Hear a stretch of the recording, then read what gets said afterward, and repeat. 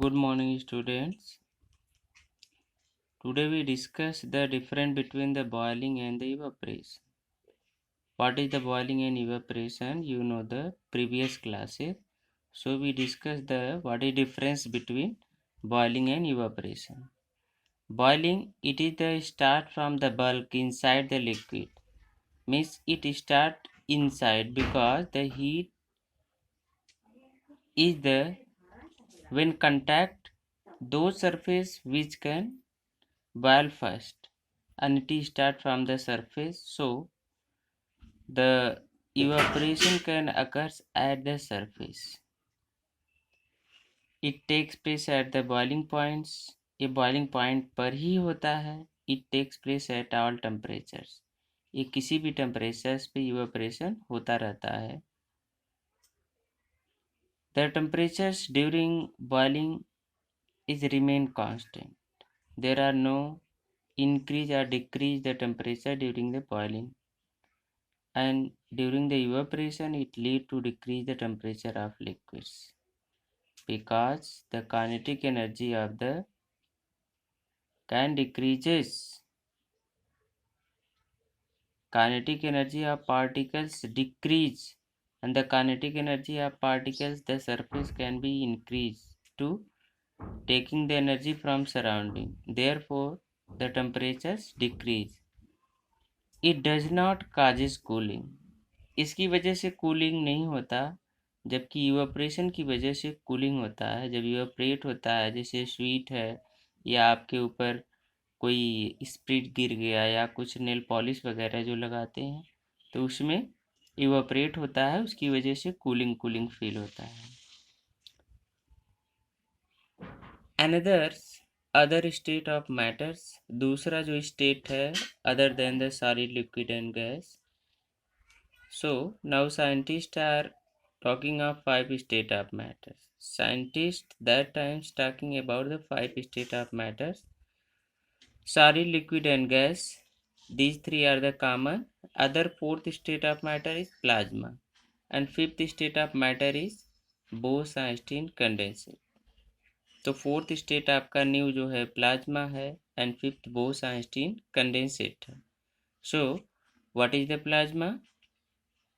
Those state of matter consist of the super energetics and the super excited particles formed by ionized gas is called plasma. तो plasma क्या है? ऐसा state of matters जिसमें super energetics and super excited particles होते हैं जो ज़्यादा move करते हैं, उसमें ज़्यादा एनर्जी होती है. और बनते कैसे हैं? जो गैस आयनाइज हो जाती है. And how can be gas ionized? The temperature when increases, the gas can be ionized. Simple example, the fluorescent tube and the neon sign bulb. Advertisement lights. आप मार्केट में साइड में देखे होंगे कि वो नाइट के टाइम वो जलता रहता है, क्योंकि उसमें जो करंट जाती है तो उसके पार्टिकल जो गैस नियॉन गैस भरा होता है वो एक्साइट हो जाता है और आयनाइज हो जाता है. और जैसे ही आयनाइज होता है डिफरेंट कलर्स प्रोड्यूस करते हैं. Sun and stars also glow due to the plasma. Gases are ionise due to high temperature. क्योंकि जो सन या स्टार्स होते हैं ये भी ग्लो क्यों करते हैं? प्लाज्मा के कारण. उसमें भी गैस होता है और जो बहुत हाई टेम्परेचर हो जाता है तो ये प्लाज्मा का फॉर्मेशन हो जाता है. तो gas are ionise due to high temperature. कोई भी गैस आयनाइज क्यों होती है? जब उसका टेम्परेचर बहुत हाई हो जाता है. A state of matters which is formed by cooling a gas extremely low density to super low temperature. जो फिफ्थ स्टेट ऑफ मैटर्स है बोस-आइंस्टीन कंडेंसेट.